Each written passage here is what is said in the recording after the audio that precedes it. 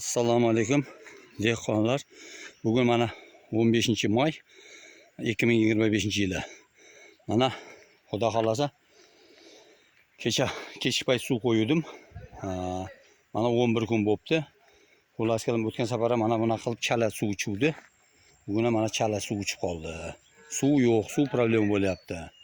Xudo xolasa mana o'zgarish 4-may bilan 4-may bilan mana shu 15-mayda nimasi raznicasi mana shunaqa bo'ldi. Raznica. Mana hozir endi to'g'risini aytganda mana где-то bir 35 santimetrdan aliga balandroq. Lekin ko'ramiz endi 4 kun 5 kunda Xudo xolasa yuradigan bo'lsak, narxi bilan Xudo xolasa mana qancha sentner beryapti. Masalan endi 10 sotik bo'ladigan bo'lsa, 1 gektar bo'ladigan bo'lsa, gektariga qancha, 10 sotikka qancha beryapti. Shuni ham bir aytib o'taman Xudo xolasa.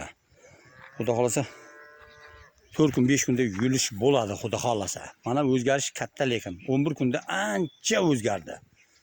Xudo xolasa 4-5 kundan keyin bitta videoga olib yana joylashtirib qo'yaman Xudo xolasa, o'shangacha endi.